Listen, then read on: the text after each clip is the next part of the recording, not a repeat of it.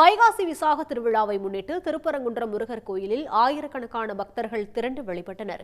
கூடுதல் விவரங்களோடு இணைகிறார் செய்தியாளர் செல்வசரவணன். வணக்கம், விவரங்கள். மதுரை திருப்பரங்குன்றத்தில் உள்ள அருள்மிகு சுப்பிரமணிய சுவாமி திருக்கோயிலில் வைகாசி விசாகத்தை ஒட்டி ஆயிரக்கணக்கான பக்தர்கள் பால்குடம் காவடியில் எடுத்து தங்கள் வேண்டுதலை நிறைவேற்றினர்.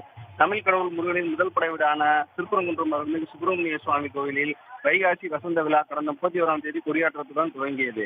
அதனைத் தொடர்ந்து தினமும் சுப்பிரமணிய சுவாமி தெய்வானை புஷ்ப வங்கி அலங்காரத்தில் கோயில் வசந்த மண்டபத்தில் எழுந்தருவர். அலங்கரிக்கப்பட்ட ஊஞ்சலில் எழுந்தருளும் சுப்பிரமணிய சுவாமி தெய்வானைக்கு சிறப்பு அபிஷேக ஆராதனைகள் நடைபெறும். இதேபோல் தினமும் நடைபெறும் விழாவில் 10ஆம் நாளான இன்று அதிகாலை 4 மணி முதலே பக்தர்கள் பால்குடம் எடுத்து வந்தனர்.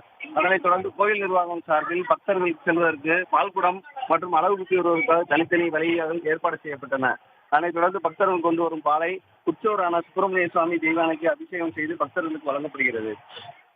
மேலும் மதுரையை தவிர விருதுநகர், திருமங்கலம், சிவகங்கை, ராம்நாடு போன்ற பல்வேறு தென் மாவட்டங்களில் இருந்து பக்தர்களை தரிசிக்க ஆயிரக்கணக்கான பக்தர்கள் வந்தனர்.